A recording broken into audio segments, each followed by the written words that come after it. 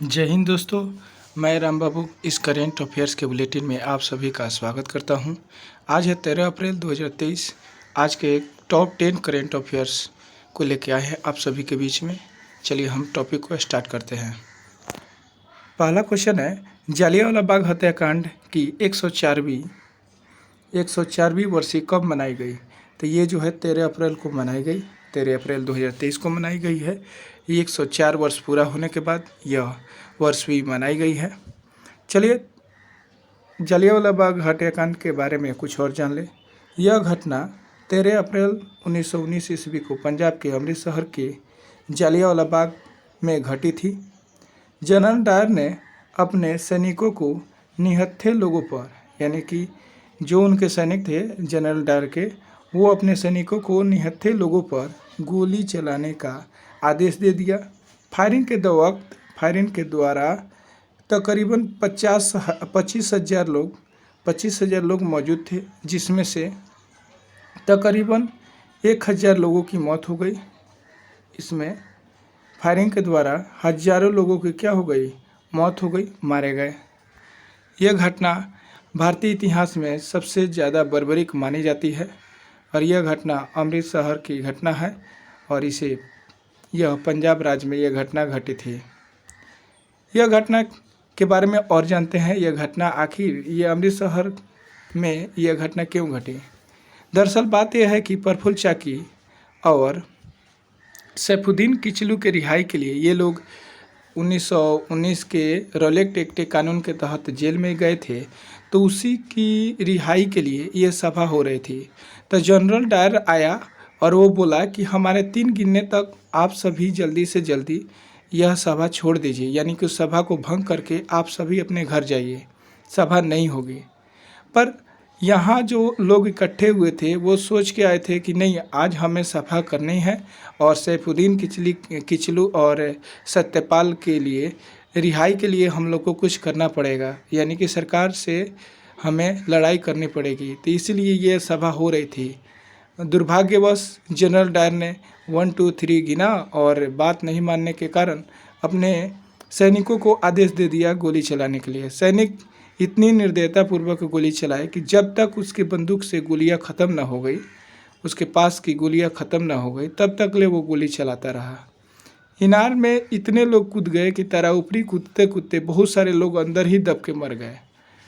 और एक ही दरवाज़ा था, एक ही दरवाज़ा में कितना आदमी निकल सकता है, आप सोच ही सकते हैं। इसलिए लोग वहाँ पे मारे गए, बहुत ज़्यादा लोगों की संख्या में मारे गए और घायलों की तो संख्या बहुत ज़्यादा थी। चलिए नेक्स्ट क्वेश्चन पे हम चलते हैं। दूसरा नंबर क्वेश्चन कह रहा है कि विश्व चागस रोग दिवस कब मनाया जाता है? देखिए, विश्व चागस रोग दिवस कब मनाया जाता है? तो यह दिवस जो है 14 अप्रैल को मनाया जाता है। यह दिवस कब मनाया जाता है? तो 14 अप्रैल को मनाया जाता है।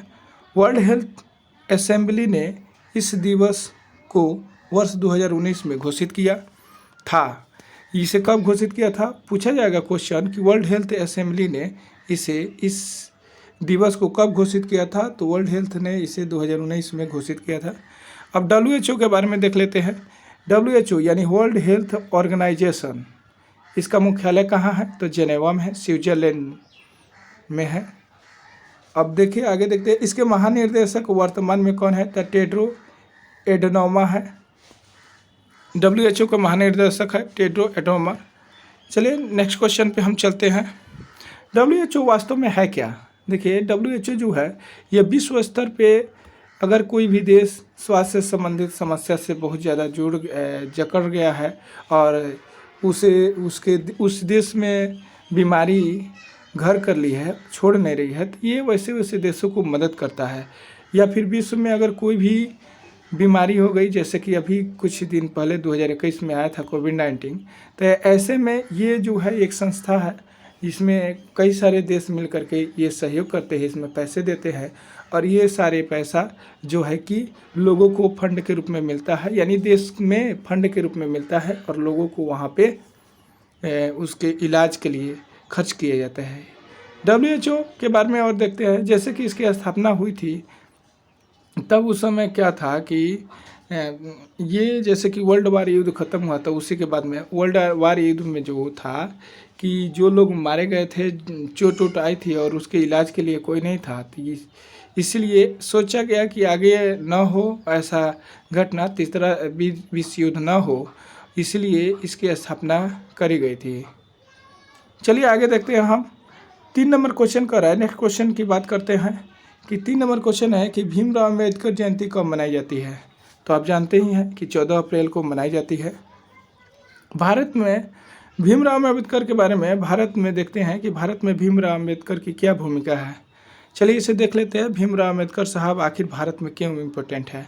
कहने का मतलब है कि भीमराव अम्बेडकर को आप जानते हैं संविधान निर्माता के नाम से भी जाना जाता है।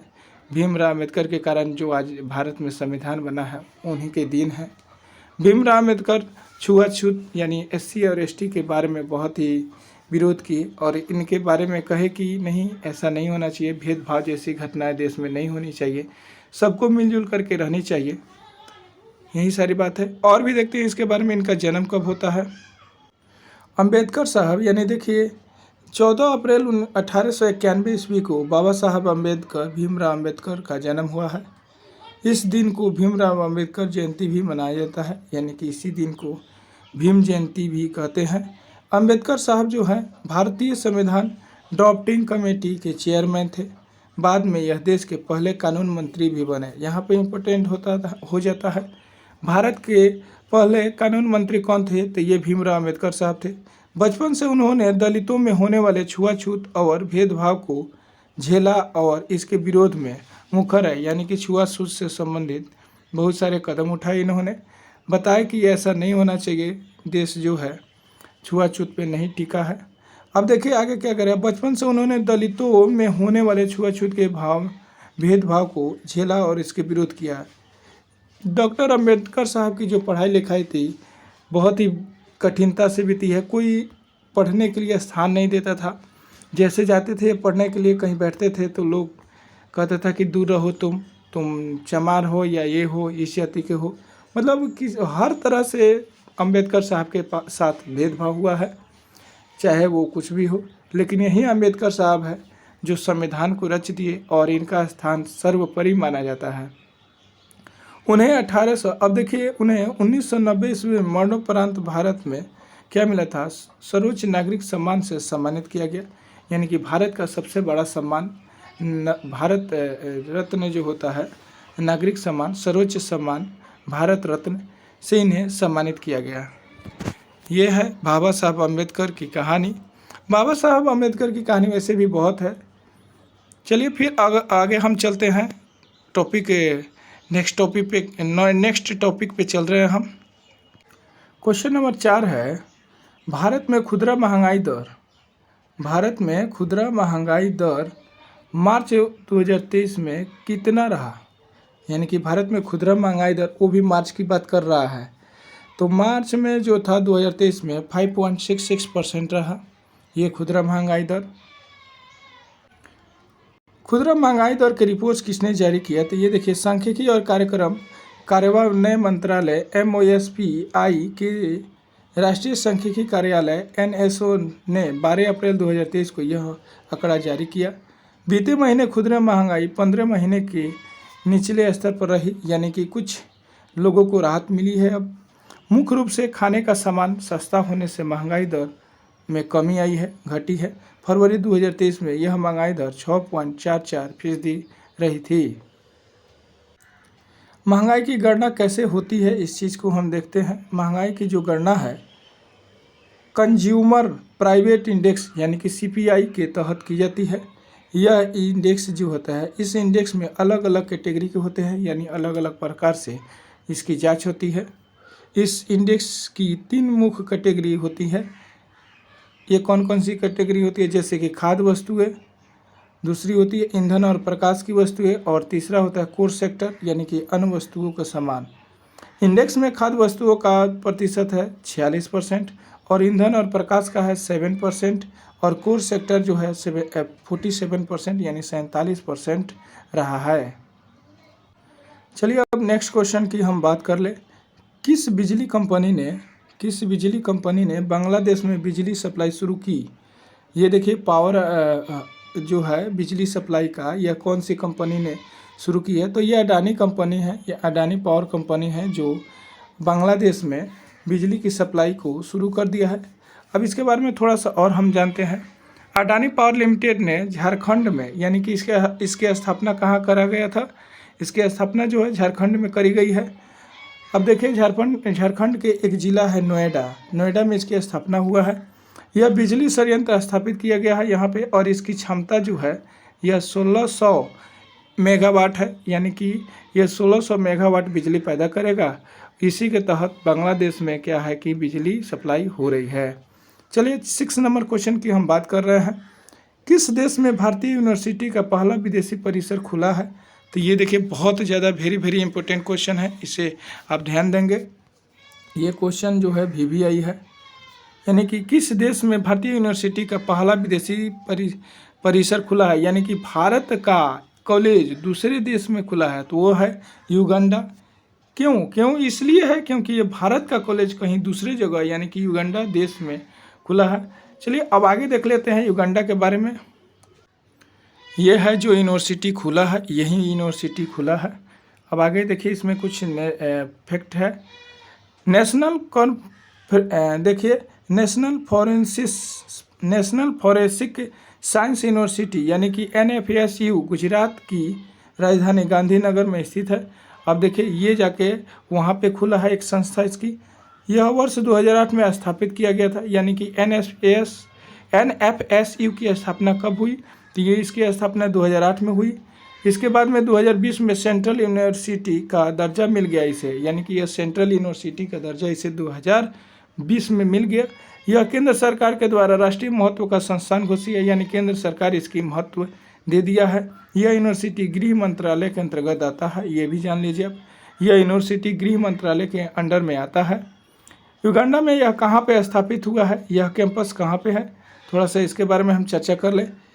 इसका विदेशी परिसर युगांडा के जिंजा में स्थापित किया गया है, यानी जिंजा में स्थापित किया गया है। इस कैंपस का उद्घाटन समारोह 12 अप्रैल 2023 को हुआ था। इस दौरान विदेश मंत्री S जयशंकर ने कहा, आज का दिन भारत और युगांडा के लिए गौरव का दिन है। जयशंकर ने कहा कि असल में यह भारत का ऐसा पहला सरकारी विद्यालय है, यानी कि विश्वविद्यालय है, जो विदेशों में एक परिसर स्थापित किया जा रहा है। यानी कि इससे स्पष्ट है कि यह भारत का पहला विद्यालय है जो किसी अन्य देश में स्थापित किया जा रहा है। विदेश मंत्री ने कहा कि NFSU राष्ट्रीय महत्व का एक संस्थान है जो पूरी तरह से फॉरेंसिक विज्ञान की पढ़ाई कराने वाला यह विश्व का पहला विश्वविद्यालय बना है। चलिए विदेश मंत्री 10 से 15 अप्रैल तक 2 अफ्रीकी देशों युगांडा और मोजाम्बिक की यात्रा पे हैं। अभी विदेश मंत्री जो है युगांडा और मोजाम्बिक की यात्रा पर ही हैं, यानी भारत से बाहर है। अब देखिए अब युगांडा के बारे में देख लेते हैं, इसकी राजधानी और प्रेसिडेंट कौन है। युगांडा जो है प्रेसिडेंट जो है युगांडा के प्रेसिडेंट है यूवेरी मुसेवेनी, और वहाँ के प्राइम मिनिस्टर है रविनाबंजा है, और राजधानी तो आप जानते ही हैं कंपाला है, और मुद्रा है युगांडा शिलिंग। चलिए नेक्स्ट क्वेश्चन की अगर हम बात कर लेते हैं। नेक्स्ट क्वेश्चन की 7 नंबर क्वेश्चन है कि किस भारतीय यूनिवर्सिटी ने युगांडा में पहला विदेशी कैंपस खोला? तो ये तो आप जानिएगा NFSU, ये NFSU है, नेशनल फॉरेंसिक साइंस, यही है जो दूसरे देशों में खुला है युगांडा में यूनिवर्सिटी, यानी कि नेशनल फॉरेंसिक साइंस यूनिवर्सिटी है, या फिर इसे हिंदी में क्या कहते हैं, अगर हिंदी में बात करा जाए तो ये राष्ट्रीय न्यायिक विज्ञान विश्वविद्यालय है। नेक्स्ट क्वेश्चन है 8 नंबर, देश की पहली अंडर वाटर ट्रेन, ये तो और भी आई है, अंडर वाटर ट्रेन किस नदी के नीचे चलाई गई? यानी कि ये जो है अंडर वाटर ट्रेन चली है, भारत में ऐसा पहली बार हुआ है। ये अंडर वाटर ट्रेन जो है हुगली नदी में, यानी पश्चिम बंगाल के हुगली नदी में यह अंडर वाटर ट्रेन चलाई गई है। अब हुगली नदी के बारे में और कुछ हम देख लेते हैं। हुगली नदी के नीचे 520 मीटर की जुड़वा सुरंग में यह अंडर वाटर ट्रेन का ट्रैक है जो 4.8 किलोमीटर लंबा है। यह ट्रेन बैटरी से चलेगी। यह ट्रेन लंदन और पेरिस की तर्ज पर बनाई गई है। इसे आप ध्यान देंगे कि यह किसके तर्ज पर बनाई गई है, तो लंदन और पेरिस के तर्ज पर बनाई गई है। इस ट्रेन को जरा इमेज को आप देख लीजिए। ये रही वो इमेज उस ट्रेन का, आप देख लिए होंगे। चलिए आगे हम बढ़ते हैं। भारत में पहली बार 12 अप्रैल 2023 को अंडर वाटर ट्रेन चली, यानी कि कब चली, तो 12 अप्रैल 2023 को ये अंडर वाटर ट्रेन चली हुगली नदी में। यह ट्रेन पश्चिम बंगाल में हुगली नदी के नीचे होकर के कोलकाता हावड़ा तक पहुंची। कोलकाता मेट्रो रेल कॉरपोरेशन यानी कि KMRC के GMP उदय कुमार रेड्डी ने इस ट्रेन में महाकरण से हावड़ा मैदान के बीच में सफ़र किया। यह मेट्रो ट्रेन का ट्रायल था। यह मेट्रो ट्रेन का क्या है, ट्रायल था। चलिए नेक्स्ट क्वेश्चन पे अब आते हैं हम। 9 नंबर क्वेश्चन है कि किस पड़ोसी देश में वहाँ की सेना ने 11 अप्रैल 2023 को भीड़ पर बम बरसा दिए, जिससे तकरीबन 100 से ज़्यादा लोगों की मौतें हो गई। तो ये भी बहुत इंपॉर्टेंट क्वेश्चन है। ये म्यांमार में ऐसा हुआ है। आप जानते हैं कि वहाँ पे शासन व्यवस्था गड़बड़ चल रही है। हालांकि बात करें हम कि इसकी राजधानी, पहले राजधानी देख लेते हैं और कुछ मूल फैक्ट देखेंगे। राजधानी कहाँ है, तो नई पिताव है। म्यांमार की राजधानी कहाँ है, तो नई पिताव है और मुद्रा क्यात है। आगे देखते हैं हम इसके मुख्य फैक्ट को। ये रहा उसका इमेज जो बम गिराए गए थे निहत्थे लोगों पर। इस चीज़ को आप देख रहे हैं कैसे बम की लपटें हैं, आग की लपटें हैं।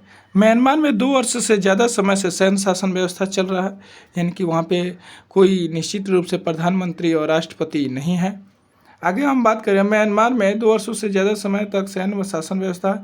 इसके खिलाफ में आम लोग विरोध कर रहे हैं, यानी कि सैन्य शासन व्यवस्था ख़त्म हो, भारत के जैसा यानी अन्य देशों के जैसा वो म्यांमार में भी राष्ट्रपति और प्रधानमंत्री बने। म्यांमार की सेना ने 11 अप्रैल 2023 को फाइटर जेट में बम बरसाए और हेलीकॉप्टर से लगातार 20 मिनट तक फायरिंग की। न्यूज़ एजेंसी ANI के मुताबिक हमले में 100 से ज़्यादा लोगों की मौत हो गई।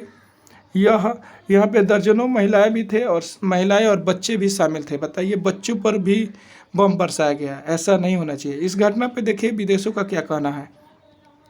यह घटना जो है सागेंग प्रांत के परजिंगी कस्बा में हुई है यह घटना। अब और देखते हैं इसके बारे में।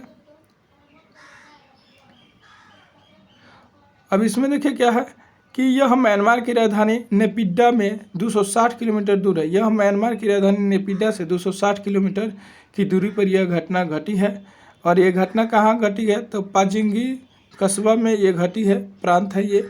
आर्मी ने यह हमला किया था। अब देखिए इसमें आर्मी ने कहा, ये आर्मी के बारे में अब थोड़ा देखिए यहाँ वो क्या हुआ वहाँ पे।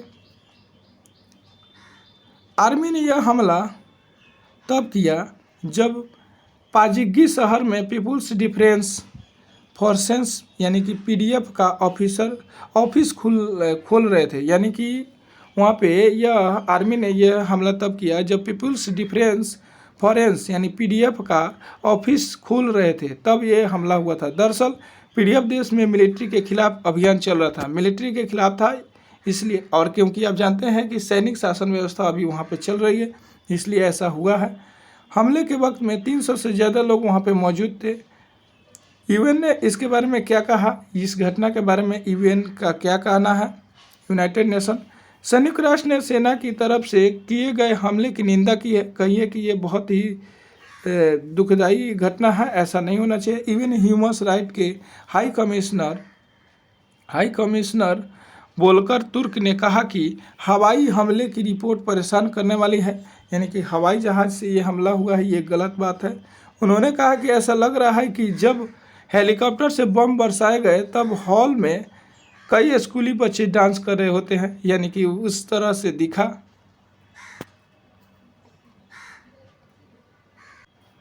बहुत ही निंदा की UN ने भी इसकी। चलिए नेक्स्ट क्वेश्चन देखते हैं। 10 नंबर क्वेश्चन है, भारत के सबसे भारत के सबसे उम्रदराज अरबपति केशव महिंद्रा का निधन हो गया। यह जो है यह किस औद्योगिक समूह से संबंधित रखते हैं, यानी कि चेयरमैन थे।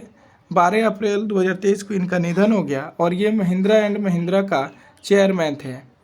चलिए, यानी कि महिंद्रा एंड महिंद्रा के ये चेयरमैन थे और ये सबसे उम्रदराज थे। ये महिंद्रा समूह से संबंधित कुछ मुख्य फैक्ट देख लेते हैं।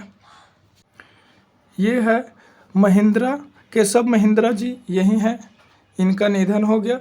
देखिए, इनका निधन 99 वर्ष की उम्र में हो गया। वे 1963 से 2012 तक लगभग 48 वर्षों तक महिंद्रा एंड महिंद्रा ग्रुप के चेयरमैन रहे हैं। लगभग ये 48 वर्षों तक महिंद्रा एंड महिंद्रा ग्रुप के चेयरमैन रहे हैं, इसलिए ये भी इम्पोर्टेंट क्वेश्चन हो जाता है। अपने लगभग 5 दशकों में लंबे कार्यकाल के केशव महिंद्रा ने महिंद्रा ग्रुप को न सिर्फ देश बल्कि पूरी दुनिया को एक बड़ी कंपनी के रूप में स्थापित किया। अभी भी इस पद पर उनके भतीजे आनंद महिंद्रा क्या है, कार्यरत है। ये रहा आज के करेंट अफेयर्स 13 अप्रैल का। आशा करते हैं कि ये वीडियो आप सभी को थोड़ा भी हेल्पफुल लगा होगा। यदि आपको कुछ भी थोड़ा भी हेल्पफुल लगा होगा तो इस वीडियो को लाइक करें और सब्सक्राइब करें और बेल आइकन को प्रेस करें कि आगे आने वाला कोई भी वीडियो नोटिफिकेशन आपको सबसे पहले मिले और आपका कोई भी क्लास मिस न करें। Thanks for watching. फिर हम नेक्स्ट क्लास में मिलते हैं। Thank you. Best of luck.